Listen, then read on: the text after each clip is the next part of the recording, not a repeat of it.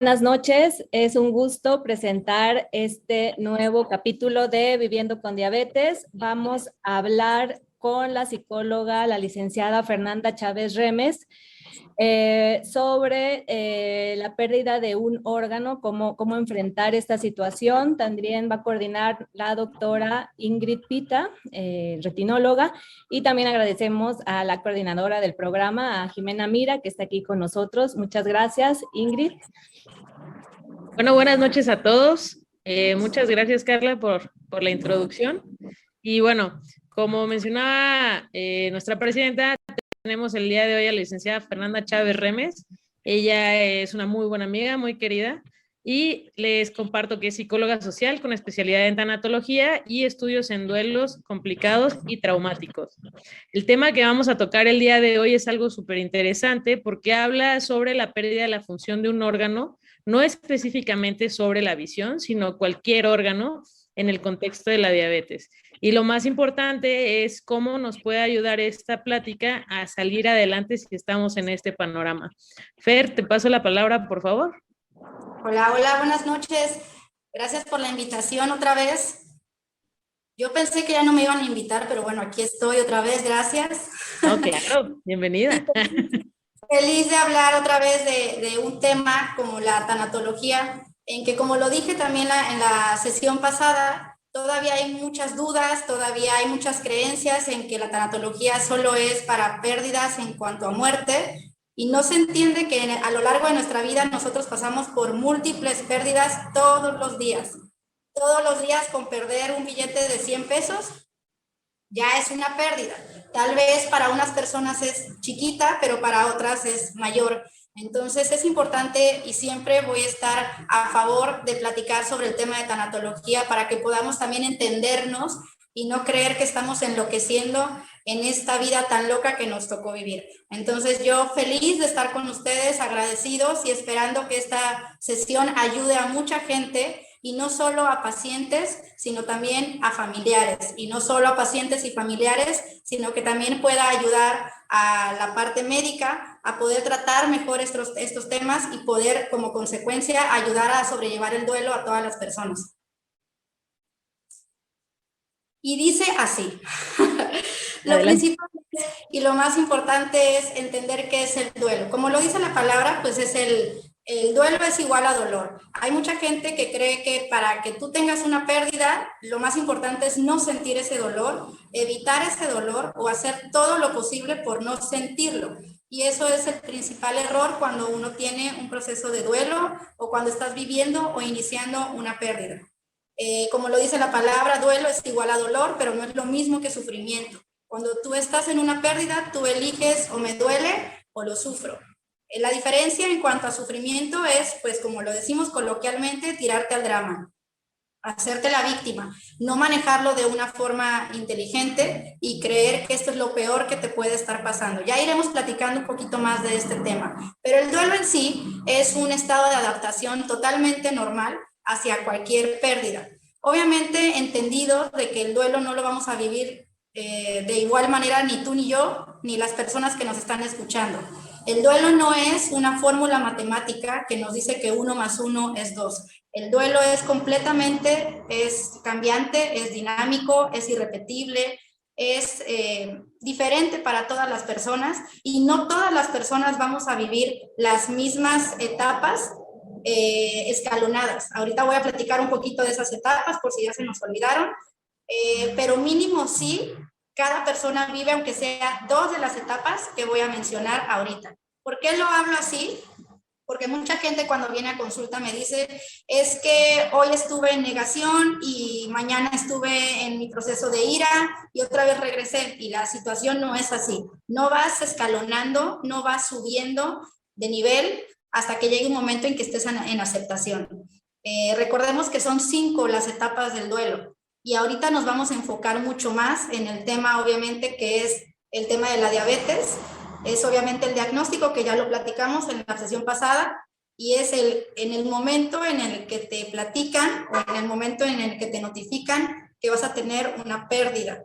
ya sea por amputación, ya sea en el tema de, como tú lo mencionaste ahorita, de la visión, obviamente otros temas que vienen como consecuencia de la diabetes, pero vamos a tratar de hacerlo de una forma más general para no enfocarnos 100% en algo.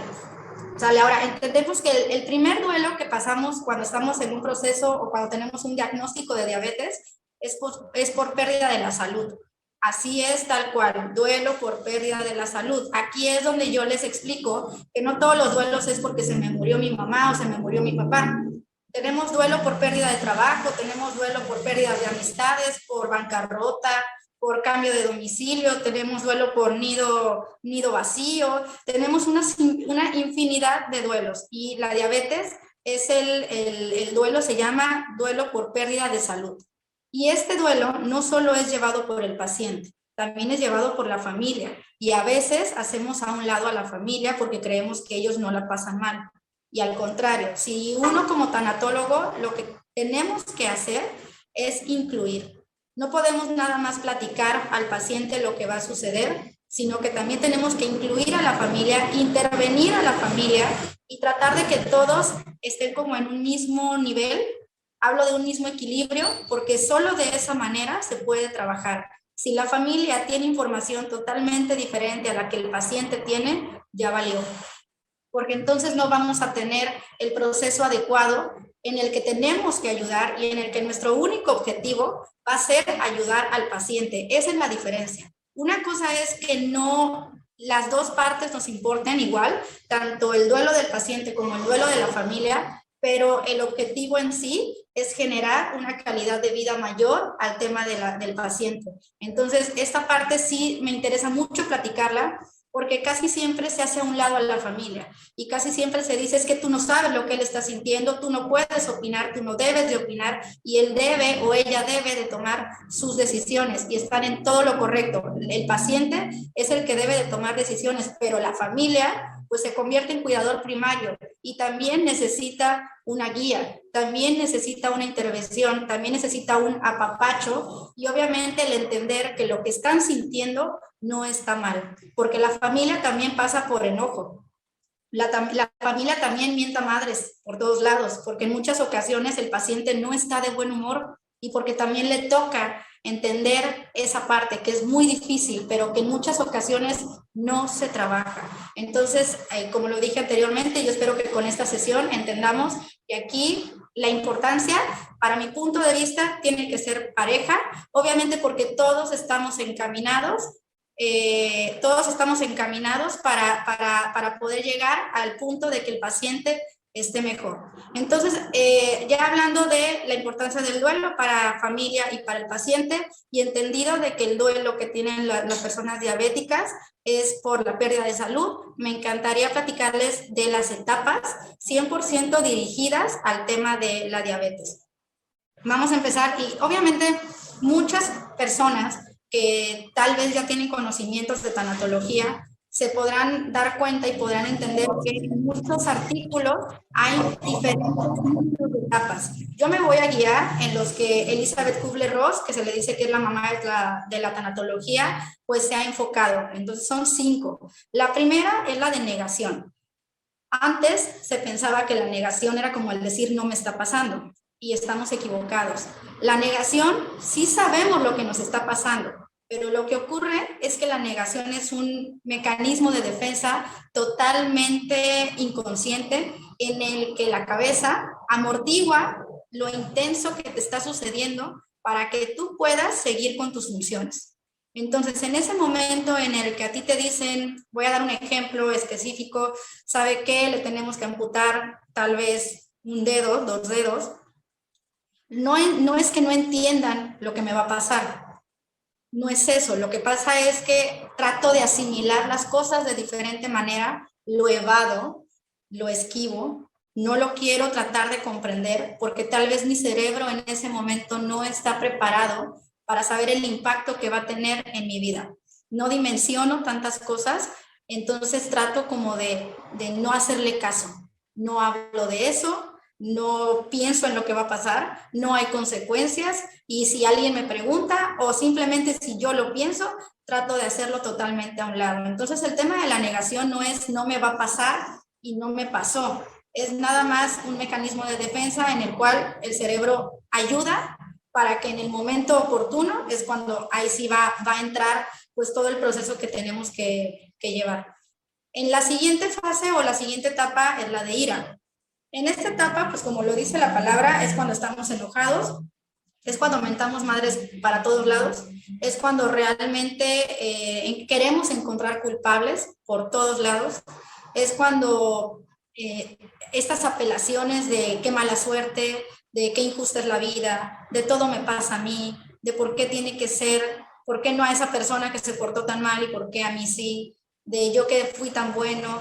El punto es el estar enojados, el no saber de qué manera aceptar lo que ahora te está sucediendo y entonces encasillarlo, encaminarlo o canalizarlo hacia cosas totalmente negativas en las que como consecuencia, en muchos casos, el tratamiento pues se ve tal vez truncado, porque por estar con esa actitud no queremos hacer las cosas, porque tal vez nuestra actitud no es la necesaria o no es la adecuada con nuestros cuidadores primarios, con nuestros médicos, con nuestra familia, con nuestros terapeutas, y entonces el tratamiento y el procedimiento no se llega a dar de una forma adecuada.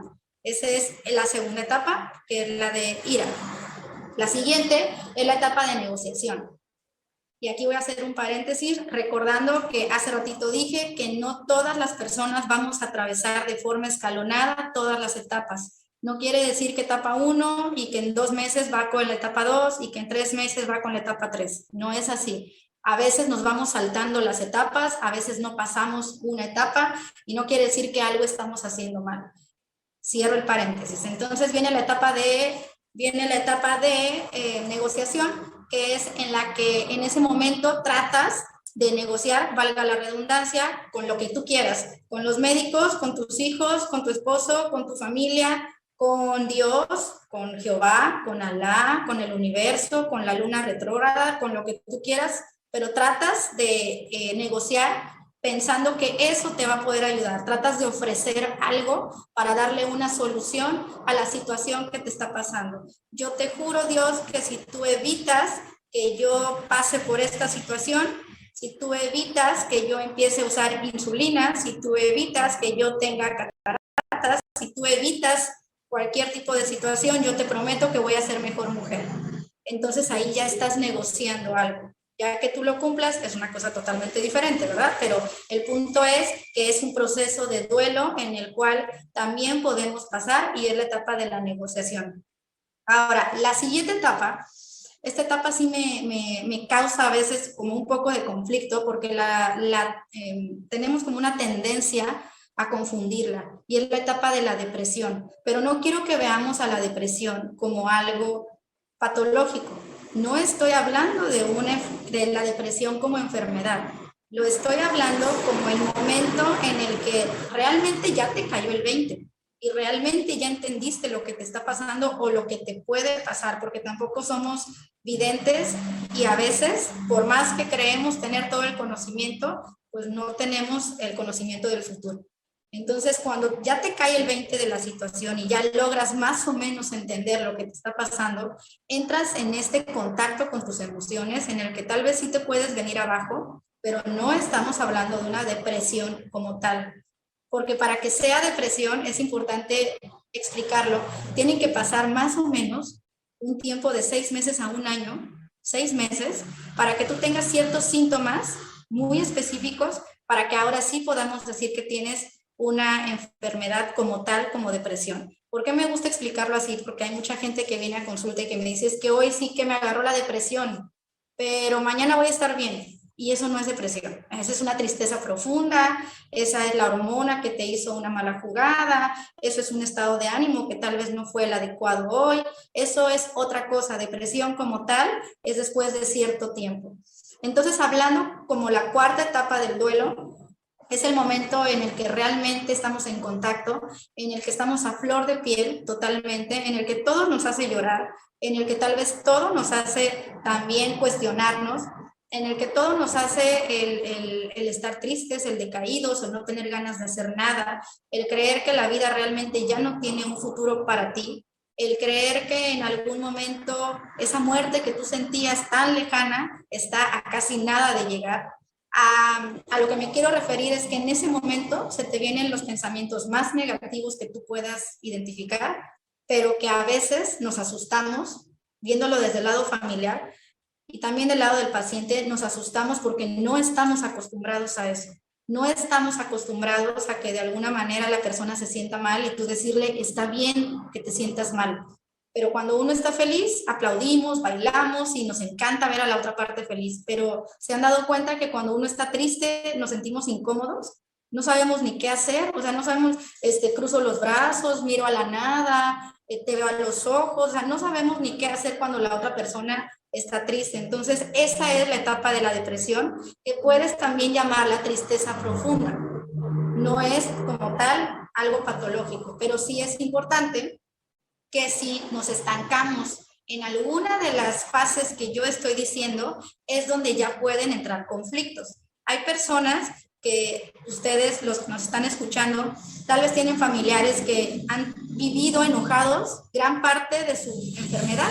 Esto quiere decir que su duelo no fue bien trabajado, no fue bien llevado, no fue bien identificado y que se quedó estancado en el área, en la fase de ira. Entonces, no es que se volvió amargo ni que se volvió un ogro, sino que solo le falta ahí un ajuste, una ayuda y un momento en el que esa persona también pueda sacar lo que realmente está sintiendo, porque en muchas ocasiones no se habla por no incomodar, por no fregar a la gente, por no preocupar o porque realmente ya lo dije 1000 veces y ya pienso que le voy a dar flojera a las otras personas por decirlo 1000 una. Entonces, cuando tú estás o te puedes estancar en la fase de la depresión es cuando sí están los focos rojos y es cuando sí podemos llegar a una enfermedad como tal, ya dándole tratamiento obviamente, ya con un psiquiatra, ya con otro tipo de procedimiento y que si no es bien llevado, bien trabajado y obviamente superado, podemos entender que como consecuencia podemos llegar a un suicidio. Esta parte es bien difícil tal vez platicarla, pero lo tenemos que hacer. Hay personas que piensan que hablar del suicidio es como tocar un punto en que es mejor no tocarlo para no crear ideas y para no pensar que eso puede pasar. Pero creo que es importante hablarlo, porque hay muchas personas que han tenido muchas ideas suicidas y que tal vez por miedo a sentirse o a pensarse locos no lo hablan. Entonces, por eso es que tenía tanto interés en este tema de la depresión, porque si no se trabaja bien, se puede llevar a otros temas que no creo que no se pueda salir, pero que es un poquito más complicado. Y ya por último, y una de las fases que obviamente me gusta más, es la parte de la aceptación. Esta etapa, así como yo les he platicado que las etapas obviamente no son escalonadas y que así como tú te sientes de una manera un día, a los 2 días puedes estar regresando a otra.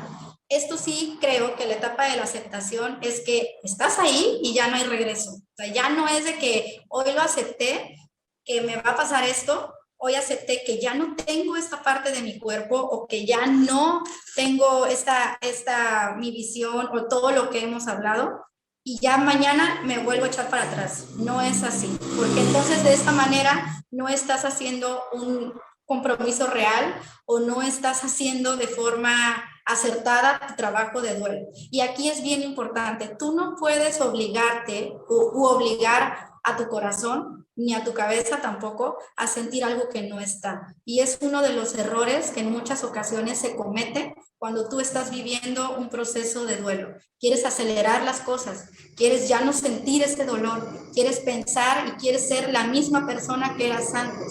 Antes de mi diagnóstico de diabetes, ¿yo quién era? ¿Yo qué podía comer? ¿Yo qué podía hacer? ¿Qué actividades tenía? ¿Qué habilidades tenía y que ahora no tengo? ¿Qué funcionalidad tenía? ¿Qué me dejó de funcionar? Hablo obviamente de algún tipo de órgano. Y no entendemos que realmente debemos de aceptar que lo que éramos antes ya no volvemos a ser. Y eso no quiero que lo vean como algo trágico, quiero que lo vean como algo totalmente transformador. Y aquí es donde entendemos que un proceso de duelo, como dice la palabra, duele, es muy doloroso, pero si tú lo llevas de una forma de verdad bastante sana, puede ser algo que te transforme, que te ayude a reconectarte, a reconocerte, y entonces entenderás realmente qué es lo que te está sucediendo, lo aceptarás y harás un cambio en tu vida. Ese es el tema, o esa es la fase de la aceptación en la cual ya no hay marcha para atrás. Y para eso creo que tiene que pasar un tiempo en el que más o menos, y como lo dije hace ratito, el tema de la tanatología no es algo tan acertado en cuanto a fórmulas, pero sí se dice que más o menos un duelo dura de 1.5 años, 2 años, y que ya después ahí se puede hablar de otro tipo de duelos que también ahorita los vamos a platicar un poquito ahí para que tengan el concepto. Ahora, ¿qué se puede hacer? ¿Qué es la parte en la cual, porque obviamente ahorita lo quise hablar, y esto sí es algo importante, porque cuando llegan aquí conmigo, yo no soy una persona que haga toda una exposición y que les diga, esto es así, así, así, y saque mi presentación PowerPoint, no. Pero sí me gusta la primera vez explicarles, porque hay ocasiones en que llegan y me dicen, es que estoy enloqueciendo.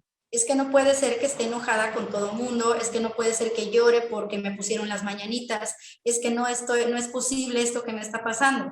Me gusta decírselos con términos para que realmente tengan la información. Cuando tú tienes información, como lo dicen, la información es poder. Y si tú sabes realmente lo que te está pasando, y si tienes la certidumbre de lo que te está pasando, es un poquito más fácil entenderte, el saber que no estás equivocada, que no estás enloqueciendo y que es parte normal de un proceso. Cuando tú lo entiendes así, es un poquito más sencillo porque te entiendes comprendida o comprendido y entiendes que vas bien, que duele, pero que vas bien.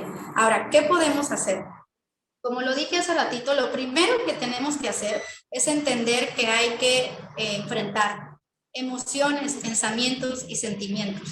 No puedes decir adiós, bye, y no quiero sentir, o hoy me pongo en blanco, no puedo pensar, o la emoción que tengo la voy a hacer chiquita. Si tú haces eso, como me decían a mí en mis clases, en algún momento, si tú lo haces así, te crea intereses, y los intereses a veces te comen. Entonces, si tú no logras en algún momento el saber cómo expresar lo que estás sintiendo, va a llegar un día en el que ese sentimiento te va a ganar, y ese monstruo que a veces no entendemos qué es simplemente un duelo mal hecho. ¿Qué podemos hacer también como paciente? A veces el llorar se cree que es una pérdida de tiempo, se cree que es signo de debilidad, se cree que si yo lloro es porque no aguanto, porque no soy macha, porque no soy valiente, porque no me enseñaron a ser más fuerte. Y a veces, la mayoría de las veces, muchas personas lloran en su soledad, porque entonces así no causo conflicto, no causo incomodidad, no causo preocupación, no harto y no doy flojera. Lo que yo aconsejo es que aprendas también a llorar en compañía. A veces es más reconfortante el llorar en compañía que solito. Obviamente, no quiere decir que ahora quiero que hagas una fiesta para llorar, ¿verdad? O sea, no quiero que hagas eso. Lo vas a hacer con personas o con una persona con la que tú te sientas cómodo para que te pueda ver esa etapa vulnerable que tú estás teniendo. Ahora, me dirás, es que yo no soy de esa forma. Cada quien sabe de qué manera lo quiere expresar, pero creo que es importante en que cuando tú estás atravesando una etapa así, tú entiendas y también aceptes que tienes que ayudar a las personas a ayudarte. Yo no puedo ayudarte si tú no me abres esa puerta, porque por más que yo la trate de tocar, si tú no me dejas, yo no puedo entrar, porque entonces ya sería una invasión. Y entonces sí es importante también que cuando tú estás atravesando una etapa así, dejes tantito entreabierta la puerta y ya la otra persona sabrá si entra de jalón o si va entrando poquito a poquito. Obviamente ese es un don y ese es un arte, ya tú vas a saber de qué manera lo vas a hacer. Pero creo que sí es importante también el abrirte y el no aislarte, que a veces, en muchas ocasiones, eso es lo que se hace. Ahora, como familia, porque aquí también dije que las personas, que no solo el tema iba dirigido a los pacientes, como familia, ¿qué es lo que tenemos que hacer? No sobreprotejan al paciente. Si acaba de pasar por una situación, la que sea, no lo vuelvan inútil, no lo vuelvan poco funcional. Claro, y entendemos que hay que apapacharlo, claro, y entendemos que hay que hacerlo sentir bien, querido, amado y claro que un poco consentido, pero ese es en un tiempo. Y después tenemos que ser o buscarle nuevas actividades.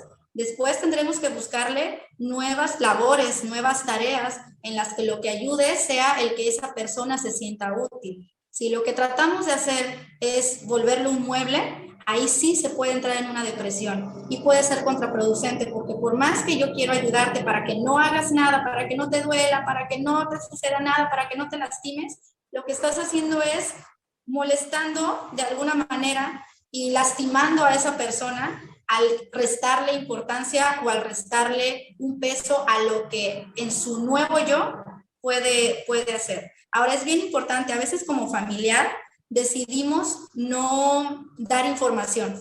Los médicos van con la familia, sueltan la información y la familia oculta. No le dice al paciente lo que realmente está pasando o lo que va a pasar. No le dice al paciente el presente diagnóstico ni el futuro tratamiento. O sea, no hay. Yo voy a tomar decisiones como familia, yo voy a decidir cuándo sí, cuándo no, y voy a decidir qué información te doy. Entonces, aquí sí es importante el que como familiar, lo que podemos hacer y lo que debemos de hacer es que haya una información transparente. Obviamente ocupando el método de la verdad, pues de la verdad dosificada. O sea, yo voy a saber en qué momento te voy a decir las cosas. Yo voy a saber cómo te voy a ir dosificando esa información, pero tiene que ser la información verdadera. Tiene que ser la información que el doctor te está diciendo para que si de alguna manera también esa persona puede tomar la decisión, también sea parte de. No puedes imponer algo creyendo que esa persona no va a poder hacerlo. Entonces sí creo que como familiar a veces nos podemos adjudicar ciertas responsabilidades que no son tan necesarias y que yo sé que por el momento a veces no se logra asimilar bien las cosas. Y por último, viene la parte que también importa mucho, la parte de los doctores, la parte de cómo, si te ríes, Ingrid, pero es la verdad, la parte de los doctores.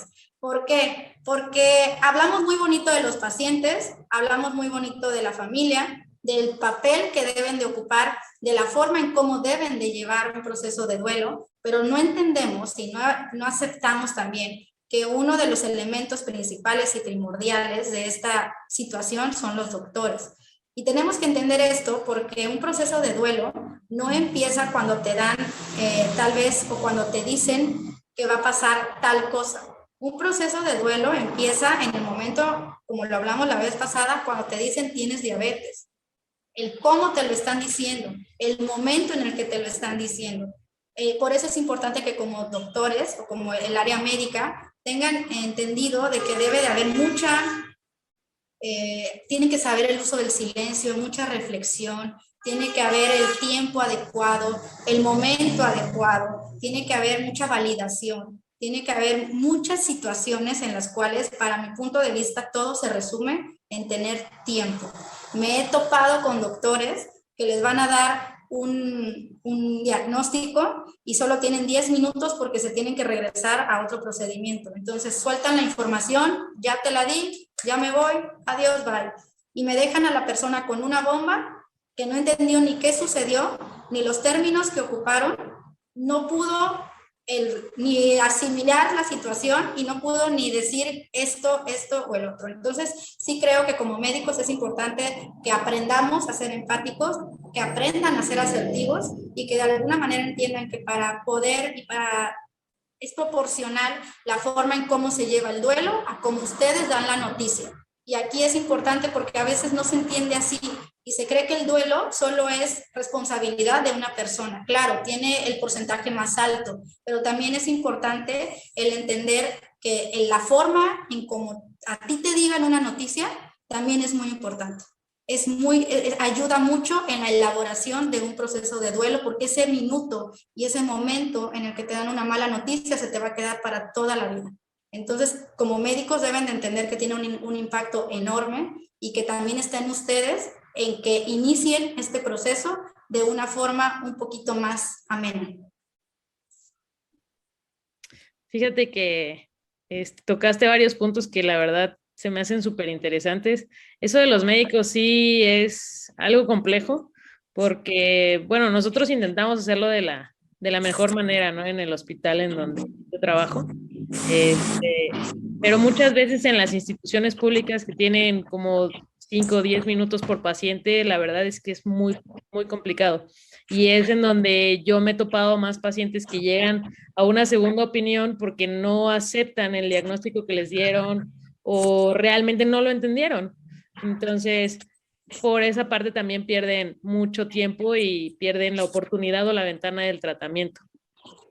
Yo te quería hacer una pregunta, Fer. Fíjate que tocaste el tema del cuidador o de la familia y creo que ahí también es un duelo para ellos, o sea, porque muchas veces yo me he topado en la consulta con que el padre de familia o el proveedor de la familia es el que está teniendo problemas en su estado físico y entonces eso le impide ya trabajar, ¿no?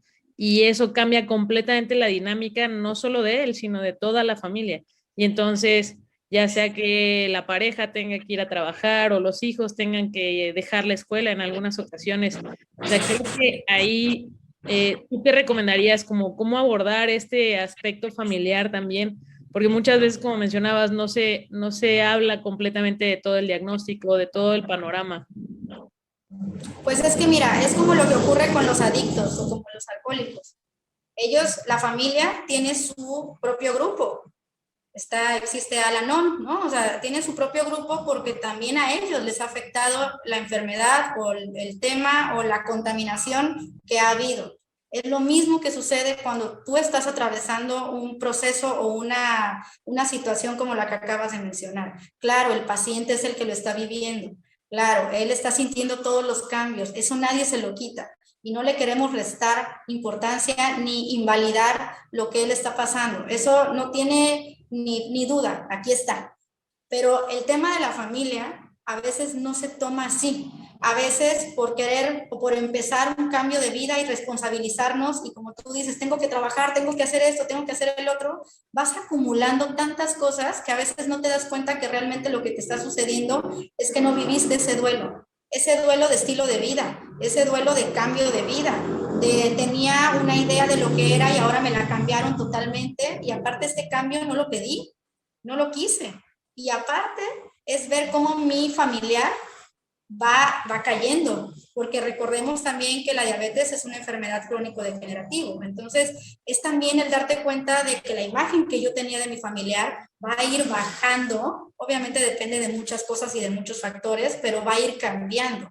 Claro que toda la familia entra en un duelo y aquí también es un tema importante. Aun cuando en una familia, un ejemplo, haya 4 integrantes, no, los 4 integrantes no lo sienten igual. Cada miembro de la familia lo va a sentir de una forma totalmente diferente. Uno tal vez se va a aislar, el otro va a llorar todo el día, al otro le va a valer, el otro empieza a comer demasiado. Me explico, cada uno lo vive de una forma diferente, pero todos están pasando un proceso de duelo y por eso es importante identificarlo, porque una enfermedad no solo puede lastimar a una persona, lastima a todos si no es bien llevado. Sí, ahí también gran parte de la importancia de lo que comentabas de las fases del duelo es que muchas veces nos toca pues dar el diagnóstico, quizás no directamente o quizás no algo tan drástico como la pérdida completa de la función de un órgano, pero que sí puede suceder, ¿no? Y entonces las personas entran en este punto de negación, como mencionabas, y pierden la oportunidad de corregir la patología base, que en este caso sería la diabetes, y evitar que esto progrese, ¿no? Y que llegue realmente a la conclusión de una amputación, por ejemplo, o de la diálisis, o en caso, pues, de nosotros que vemos pacientes que ya se quedan ciegos por no aceptar el punto en donde si se cuidan en ese momento, podrían detenerlo, ¿no? Exacto, Entonces, por eso explicaba hace ratito que si tú no llevas un duelo bien hecho, puede ser totalmente contraproducente, pues no solo por la parte emocional, sino en la parte física, tal cual tú lo acabas de explicar. Tal vez la enfermedad o la parte degenerativa no iba a ser tan rápida, pero por la forma en como tú lo manejaste, aceleraste la situación. Entonces, de alguna forma, esa parte, por eso es importante que vaya de la mano, todo lo emocional, porque si tú no lo trabajas y si crees que no es tan importante, pues entonces estamos cometiendo un error. ¿Por qué hay tantos médicos payasos? Porque se entiende y por estudios se sabe que obviamente el sistema inmune crece cuando hay tanta secreción de endorfina, de serotonina, oxitocina, dopamina, que vienen con las risas, que vienen. Entonces es importante siempre atender la parte emocional, porque tal vez tú crees que va a ser peor, pero si tú lo trabajas de una forma acompañada, no creyendo que aislándote es lo mejor, creo que se puede llevar mejor. Sí, sí, yo también creo lo mismo. Y fíjate que es interesante este punto, porque si nosotros le sugiriéramos quizás a los pacientes el acercarse a alguien con el expertise, por ejemplo, que tú tienes, quizás sí la terapia sería un poquito más eficaz. Y eso nos podría ahorrar pues muchos pacientes que sí tienen pérdida de la función. En el aspecto ya de la depresión, yo creo que ya es un punto más severo, o sea, obviamente todos evitamos llegar a que el paciente esté en ese punto, pero ¿tú crees que hay alguna manera en donde un ambiente pues social, familiar, pudiese regresar a esa persona que tiene depresión sin necesidad de estar consumiendo medicamentos o de la ayuda de un psiquiatra o cómo lo ves tú? O sea, ya si tienes depresión ya necesariamente tienes que ir con un psiquiatra. Pues es que mira, esa parte puede ser como algo muy ambiguo, porque de alguna forma si tú ya tienes una depresión como tal, como yo lo decía hace ratito, sí o sí necesitas un tratamiento, que a mucha gente a veces le huye, porque con el simple hecho de decir psiquiatra se me espantan. Entonces, ya creen que ya te van a encerrar, entonces no es así. Lo que ocurre es que cuando tú vas con un doctor, el que sea, la especialidad que quieras, te dan un tratamiento realmente de cierto tiempo. Si tú lo cumples al pie de la letra, como te lo dan en tu receta, entonces estás del otro lado y te olvidas de ese medicamento. Es lo mismo que pasa con el tema de la depresión. Te dan un medicamento, se da uno cuenta si te sirve, si no te sirve, si realmente no te cae tan bien. Hablo de no caer tan bien, de que tal vez andes somnoliento, en el que tal vez te marees, todo lo que puede pasar por un tipo de tratamiento así. Y después de cierto tiempo, si tú haces lo que realmente tienes que hacer, porque no todo es por obra y gracia del Espíritu Santo y del medicamento, entonces en ese momento, pues adiós, se va. Pero por eso es importante el tener la información y el no creer que el mandarte con un psiquiatra y el que tomar tal vez medicamento para depresión no quiere decir que estás loco. Es una enfermedad como tal, se trabaja, se trata y se va.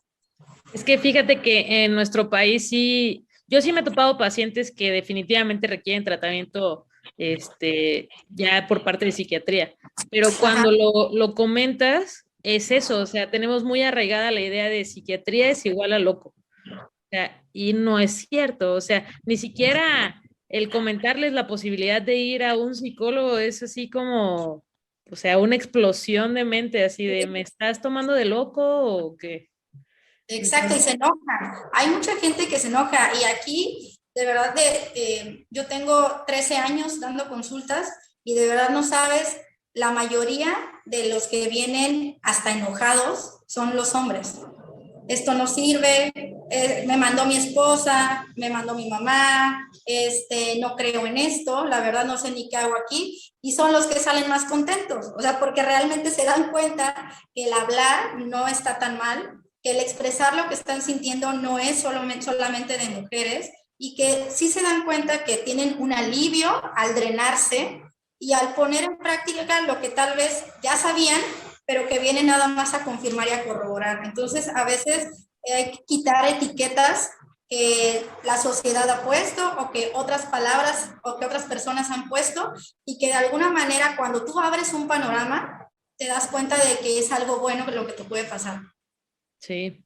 Y bueno, voy a invitar a la doctora Carla Pérez, que tiene algunas preguntas para ti. No sé si me pueden dar la palabra, Carla, por favor. Sí, sí. Fer, una pregunta, cuando lo que decías de que es tan importante dar las noticias o malas noticias o no tan agradables, por decir, si tenemos ya pacientes que sabemos que ya no va a mejorar más la visión después de una cirugía, después de todo el tratamiento con láser y todo, ¿cómo podemos dar o sea, yo siempre he creído que tampoco puede ser tan crudo así de decir, no, ya olvídelo, ¿no? Ya no puede, no va a volver a ver o algo así, pero tampoco puedes engañar. Entonces, ¿cuál sería ese minuto que dices que es clave para no afectar tanto o llevarla mejor? Mira, eso que tú dijiste es bien importante. No podemos tampoco disfrazar algo que está. No podemos tampoco pensar que si se lo pongo muy bonito y si se lo adorno mucho, lo va a entender de otra manera, porque a veces lo que yo trato de decir, la otra parte lo interpreta totalmente diferente. Entonces, a veces, cierta información, más como que ustedes manejan, interpreta totalmente, la tienen que decir de una forma más, la tienen que decir como es, como va. Pero a mí una vez me enseñaron algo cuando yo trabajaba en esta parte, en otra cosa totalmente diferente, me decían, tú tienes que aprender a mentar la madre y que la otra persona termine contenta y con una sonrisa y que se vaya. Entonces ahí entendí que el mensaje tenía que ser el que realmente era, pero que lo importante es la forma en cómo se lo digas.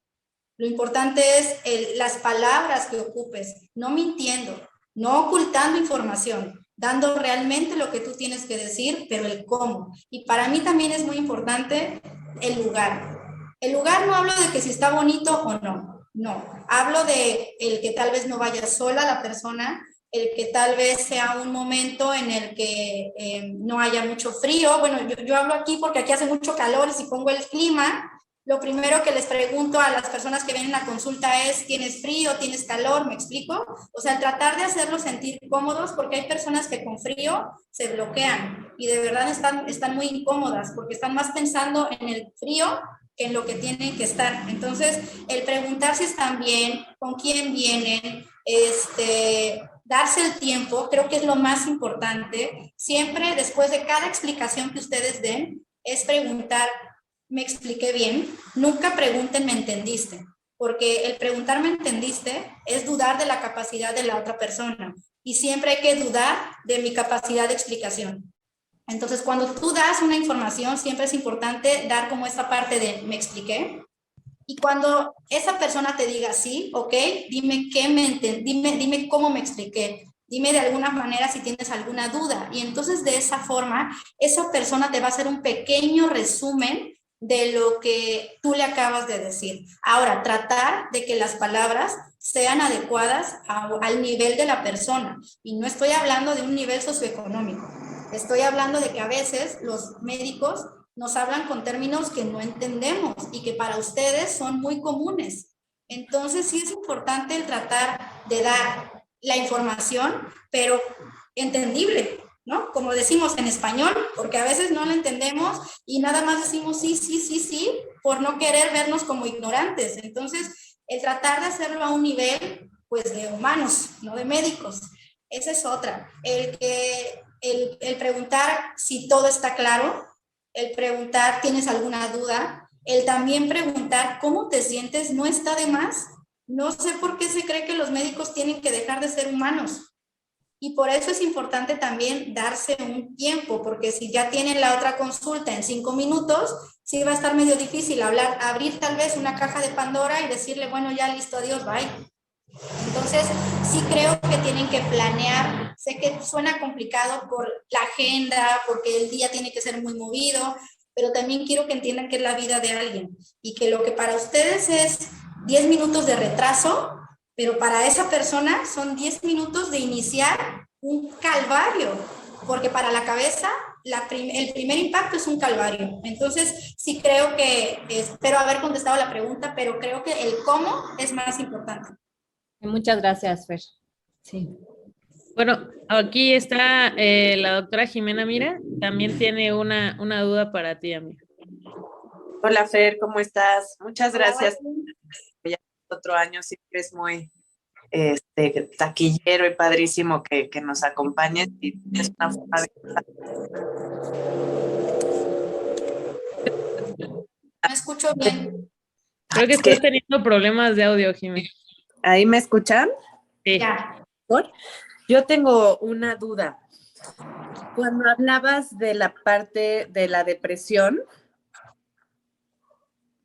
muchas veces hasta nosotros como médicos nos es difícil darnos cuenta si estamos deprimidos y ya pasamos por una rotación de psiquiatría y así. ¿Cómo podrías compartirle a nuestros pacientes como datos que ellos pudieran detectar para que puedan acudir pronto a una terapia psicológica, o si de plano ya el psicólogo decide que ya es necesario ir a una terapia ya con psiquiatría? Ok, mira, la depresión, hay mucha gente que de verdad la depresión, aun cuando la esté viviendo como enfermedad, la puede llevar sin ir al psiquiatra. O sea, realmente en todos nosotros hay una persona depresiva, en todos. Aquí la diferencia es que hay personas que en una depresión, pues se les vuelan los niveles, ¿no? Y entonces ahí es cuando ya estamos hablando de que la depresión ya nos atacó, pero todos somos neuróticos, psicóticos, depresivos, todos, no, aquí nadie se escapa. El punto es la forma en cómo uno lo puede llegar a manejar y a lo que somos propensos, la parte genética, todo eso. Ahora, puntualmente, ¿cuáles son los síntomas? Mira, aquí la parte es el sentir una apatía total, el no querer hacer nada, no quererte ni bañar, no querer levantarte. En muchas ocasiones realmente no se levantan de la cama en días. O comes mucho o no comes. Es como esta dualidad, porque mucha gente dice, es que yo no como. Pues sí, pero hay otras que suben de peso por el tema de la depresión, porque la depresión va de la mano con la ansiedad. Y entonces, cuando estamos con una persona depresiva y empiezas a ver que está comiendo y comiendo y comiendo y comiendo, es porque realmente trata de llenar muchas de sus emociones con el tema de la comida. Puede ser que esté entrando en un tema de adicciones, drogas, sexo, alcohol, compras, juego, ¿me explico? O sea, todo esto, cualquier tipo de adicción también puede ser un foco rojo en el tema de la depresión. Obviamente hablar de ideas suicidas, no intentos suicidas, que eso ya también es diferente, es un focazo rojo de la depresión. Y no hablo de un tema de, ay, hoy me quiero morir, ¿no? O me quiero morir, no, es el tema de, me quiero morir y cómo lo voy a hacer. Y estoy buscando información para hacerlo, y qué pastillas, y de qué forma, y de cómo le voy a hacer. Ya hablando de un intento suicida, pues sí, ahí ya está más que entendido que hay una depresión. Que una persona en depresión cree que en el momento en el que se suicida está quitándose o está quitándole a la gente un peso. Esa es la realidad. No es que creen, parte es creer que mis problemas se van a acabar, pero también es ya no le voy a estorbar a nadie. Entonces, ese es un foco enorme en el tema de la depresión. Pero en muchas ocasiones creen que la parte sexual también es bien importante. La libido baja muchísimo y la parte sexual no existe y se va. Y mucha gente me dice, es que antes sí me gustaba y ahora no. Y antes me gustaba hacer ejercicio y ahora no. Y antes ahora ya no me gusta ni escuchar música, ni ver tele, no quiero hacer lo que antes sí, mis actividades, mis hobbies, no quiero hacer nada. Esta apatía y el perderle el sentido a tu vida es un foco rojo de la depresión. Fíjate que eso es bien importante porque muchas veces vemos pacientes que por el hecho de tener que cambiar sus hábitos, o sea, de, por ejemplo, alguien que requirió alguna amputación de algún pie y casualmente era chofer y ahora tiene que cambiar completamente, ¿no? Su ambiente laboral o sus hábitos, pues, diarios. Y me refieren esto de me siento muerto en vida, ¿no? O sea, siento que ya no sirvo de nada, ya no sé qué hacer conmigo, ya no sé de dónde sacar ingresos económicos o cómo modificar mi horario. Y creo que ahí es súper importante el apoyo de la familia principalmente y de la sociedad en general. O sea, porque, por ejemplo, en este caso, si era chofer, pues bueno, alguna otra habilidad debe tener que no requiera que esté caminando, ¿no? Por ejemplo. En este aspecto, Fer, ¿tú qué opinas cuando te dicen eso? O sea, de que están muertos en vida. O sea, ¿esto ya es una etapa ya de depresión o apenas Exacto. están entrando ahí? No, ese es uno de los puntos que a veces uno cree que lo decimos como una expresión, es que estoy muerto en vida. No, realmente esas personas sí sienten que están muertos en vida, sí sienten que realmente ya no funcionan para nada, para qué vivo, para qué estoy, y casi, Señor, llévame cuando me quieras llevar, porque así me lo dicen. Entonces, esas son las personas que se van dejando y que realmente la diabetes no es la que los puede llegar a matar. Realmente la parte que mata es la mente, es el sentir que ya no funcionas, es el no, como lo dije anteriormente, el transformarte, el que, es un decir, ¿eh? Si es Pedro el que era chofer, pues ahora seré Pedro el que es, no sé, otra cosa, pero es el entender que mi capítulo de vida de chofer se acabó, que ya no va a regresar y que ahora necesito crearme otra vida. Y lo que a veces hacemos es aferrarnos a un pasado, el querer regresar a eso. Y para mi punto de vista, el querer regresar a lo que yo era antes de una pérdida es una, valga la redundancia, pérdida de tiempo. Porque todo ese dolor tiene que servir para algo. No puede ser nada más pasarlo y ya lo pasé. Es pasarlo y aprendí, pasarlo y valoré, pasarlo y entendí muchas cosas. Entonces creo que lo que sucede ahí es agarrarlos de la mano, no literalmente, encaminarlos, ayudarlos y entender que sí, la vida que tenían se cerró, sí duele, sí es una pérdida, sí hay que soltar, hay que vivir, hay que sentir, hay que soltar, pero también tengo que seguir, porque no hay de otra, o sea, porque realmente me encantaría disfrazarlo con unas palabras más preciosas, pero es que no hay de otra, eso es lo que te toca vivir. Entonces, si no lo quieres agarrar así, no va a haber de otra. Sí, como mencionabas, ¿no? Diría uno de mis maestros que hay dos maneras de ver las cosas. La primera así como, bueno, Dios, Jehová o cualquier cosa en la que creamos, ¿por qué permitiste que esto me pasara a mí, no? Y la otra así de, bueno, pues estoy aquí, ¿cómo puedo seguir adelante o cómo puedo salir adelante? Y creo que eso es lo que nosotros como personal de salud o como familiares podemos apoyar a nuestros pacientes a que agarren ese segundo camino, o sea, que sepan que no se termina la vida, ¿no? O sea, quizás sí es un poco más molesto o cambian hábitos que nos gustaban, pero que pues esto sigue, o sea, no es como que sea un punto y aparte y ya no vayas a ser tú misma persona, simplemente hay que cambiar como ciertos puntos, ¿no?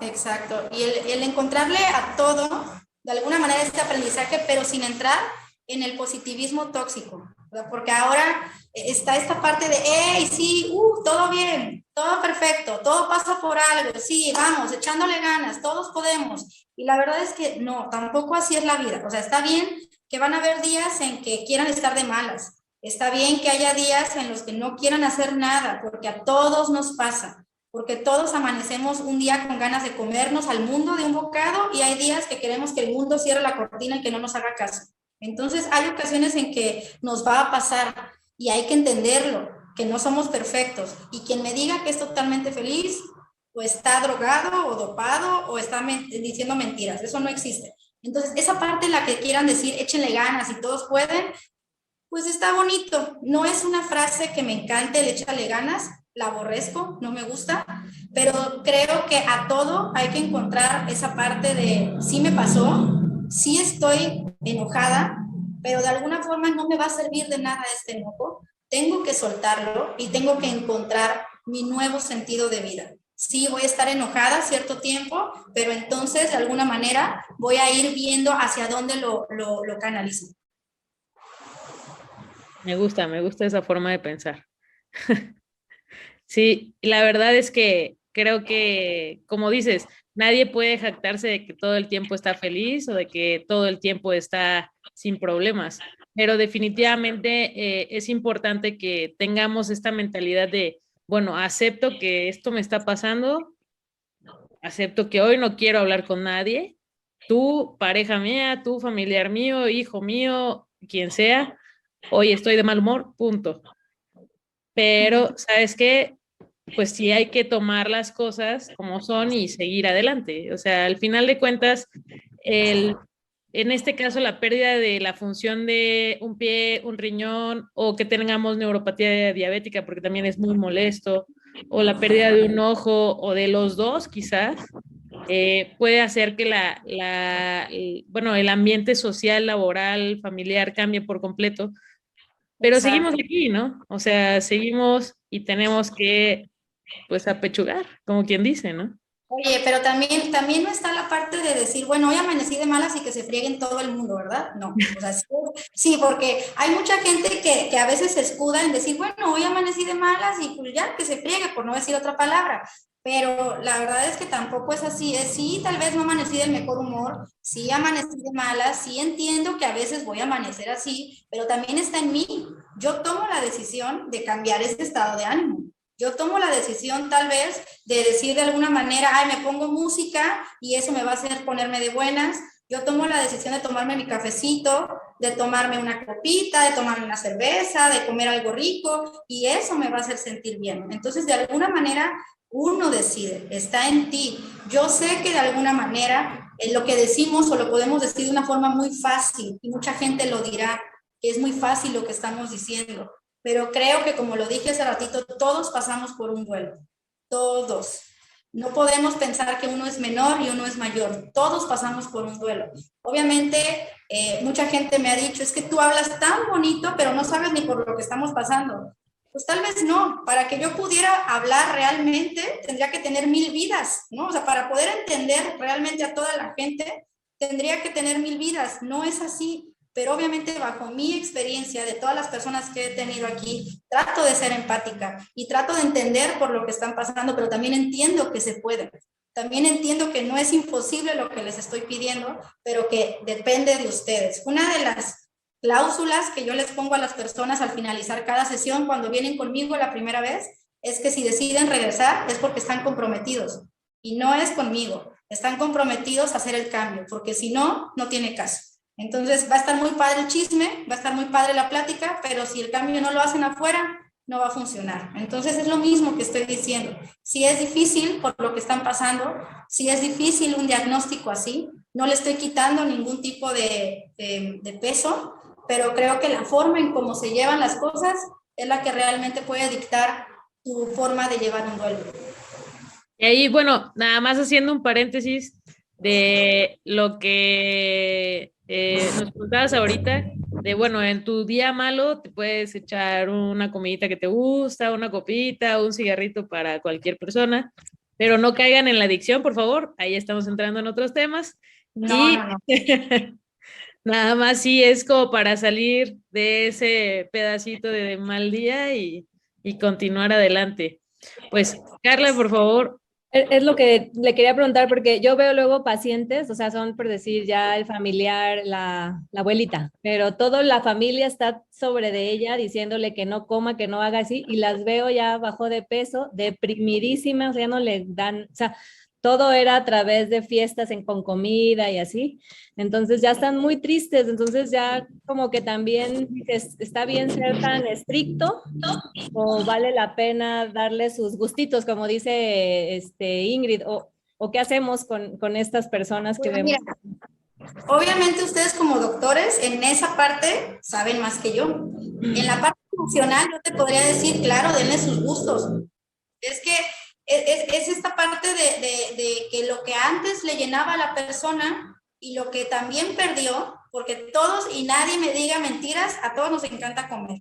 Y todos disfrutamos una comida rica y todos disfrutamos. Entonces imagínate lo que es para estas personas el dar un cambio total en su estilo de alimentación. Entonces creo que sí es importante no ser tan estrictos. Todo exceso es malo. Hasta la felicidad en exceso es mala. Entonces creo que es importante el punto medio. Tampoco ahora te voy a dar toda la chatarra, pero sí te voy a llevar a un momento en el que tal vez con nutrióloga o tal vez de la mano de ustedes, sí te voy a llevar con un tipo de cambio de alimentación, pero también te voy a dar ciertos gustos, porque si no, entonces, ¿qué calidad de vida le están dando? Obviamente entra en depresión y dice, lo que yo ya menos quiero es esto. Claro. Sí. Claro, pues estoy muy de acuerdo. Fer, pues nos están preguntando si pudieras dar tus datos porque la gente está muy emocionada y ya quieren que les des terapia. Bueno, sí. Mira, doy que mi teléfono, ¿quieres el teléfono? O si... Sí, si nos puedes dar tu teléfono para la audiencia en donde te puedan sacar una cita, por favor. Órale, es el 2291-1197-23. La verdad es que prefiero 1000 veces el mensaje. Mándenme el mensaje y ya de esa manera nos podemos comunicar muchísimo mejor. Recordamos, mensajito de WhatsApp o mensajito escrito WhatsApp. de texto para que... De WhatsApp, sí. Por eso de que ahora hay muchos engaños telefónicos, por favor. Sí.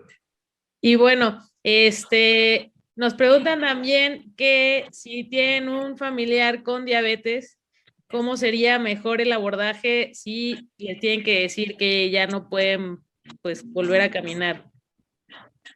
Es que también ahí tienen que decidir quién lo va a decir, ¿eh? Eso se me fue decirse. También tienen que ponerse como en, ¿cómo te digo? El médico también tiene que hablar con la familia y ver de qué manera se lo pueden decir. ¿Quién va a decirle la noticia? No puede llegar la tía política que nunca ha sabido de esa persona y darle la noticia, porque pues no hay ningún vínculo, no hay un tacto, no hay un conocimiento, no hay una conexión. Tiene que ser una persona que realmente pues conozca esta parte, ¿no? Entonces, ¿cómo dar la mala noticia? Ya más o menos lo explicamos hace ratito, pero sí creo que lo más importante, y voy a hacer mucho hincapié, la verdad. No omitan, no disfracen, no traten de aparentar algo que no está sucediendo, no den esperanzas cuando no las hay. Digan las cosas como son, obviamente de una forma empática. Perfecto, muchas gracias. Y bueno, yo creo que ya para terminar, nos cuentan una historia de lo que mencionabas de que no puedes aceptarlo y luego regresarte a la depresión, pero ¿qué pasa si tú aceptas una patología o una enfermedad y después a los días o a las semanas vuelves a caer en la tristeza? Eso pues no sería haber terminado el duelo, ¿no? ¿O cómo lo ves? No, eso no fue hacer no pasaste esa etapa, porque aquí no hay tampoco esta parte de un día sí y un día no. O sea, sí estoy diciendo que van a haber ciertas ocasiones en las que puedes ir regresando, pero acuérdense que lo que expliqué es que cuando tú llegas a una etapa de aceptación, ya te quedaste ahí. O sea, ya no puedes entrar tampoco en acepté, pero antier ya no acepté, mañana ya no voy a aceptar. Sí puedes de alguna manera sentirte triste. La melancolía y la nostalgia van a estar. Y eso a veces se cree que no tiene que ser. Ah, es que tú ya lo superaste, ya no estés triste, ya no llores, que no se te haga el nudo en la garganta cuando es mentira. Lo que sucede con un duelo ya bien elaborado y cuando ya está en una etapa de aceptación es que aprendes a llevar tu duelo, aprendes a llevar tu dolor. Eso es, aprendes a vivir con un dolor, no aprendes a mandarlo a la fregada, que eso es diferente. Ok, y bueno, discúlpame por la hora, pero tenemos una pregunta más. ¿Alguna recomendación para que los familiares no deserten en el punto del acompañante del duelo para el paciente? O sea, no tanto para el paciente, sino como para el familiar. O sea, te digo que el familiar también se harta. Y el familiar también a veces quiere tirar la toalla y mandar todo a la fregada y decir, pues ya no quiero nada, porque también se cansa física y mentalmente porque no es bien trabajado, porque se exprime, se drena totalmente. Entonces, mi consejo es organizarse. ¿A qué me refiero? A que no puedes ser cuidador primario 100%. También tienes que entender que debe de haber un equilibrio, porque si tú estás 100% con la persona, ¿qué le vas a dar después? ¿Vas a estar de malas? ¿Vas a estar chocado? Puede haber un trato totalmente diferente, la relación se va mermando, entonces lo importante también es, de alguna manera, yo voy a hacer mi labor como cuidador primario, pero también por salud mental tengo que hacer otras cosas. Y lo primero, obviamente, que voy a decir es el ejercicio, porque el ejercicio, tanto en pacientes como en familiares, y para todas las personas es un antidepresivo natural. Entonces sí es importante el que si tú como cuidador primario te estás dando cuenta que la situación te está rebasando, tienes que hacer algo, tienes que aceptar que ya te rebasó la situación, porque en muchas ocasiones hay culpa. Ay, ¿cómo voy a decir que me tiene harto? Pues es que no tiene nada de malo, te tiene harta la situación, acéptalo, siéntelo, trabájalo y a la fregada. Y yo creo que ahí es importante, ¿no? Que se apoyen con otros familiares. Así Pues es. bueno, Fer, me da mucho gusto que hayas estado con nosotros. La verdad es que estuvo súper interesante y nos podemos seguir aquí otra media hora sin ningún problema. Es muy, muy, muy agradable tu participación y tenemos muchísimas personas que han estado participando el día de hoy en nuestra sesión. Te agradecemos mucho que nos acompañes y bueno, le voy a pasar la palabra a Carla, por favor. Gracias, eres súper buena comunicadora, aprendimos, ya nos terapiaste también, aprendimos mucho también para nuestros pacientes. Ojalá puedas estar otra vez con nosotros en alguna otra de nuestras sesiones. Y nada más quiero recordarles, la próxima sesión de Viviendo con Diabetes, el 18 de mayo, sería la de Creando Hábitos, Nutrición y Ejercicios con la doctora Leonor Hernández, ¿no? Y para cerrar, pues alguna palabra de nuestros coordinadores, Jimena o Rafa, por favor, gracias. Adelante, Rafa, adelante. Gracias. Escuché atentamente toda la sesión, Fer, muchísimas gracias.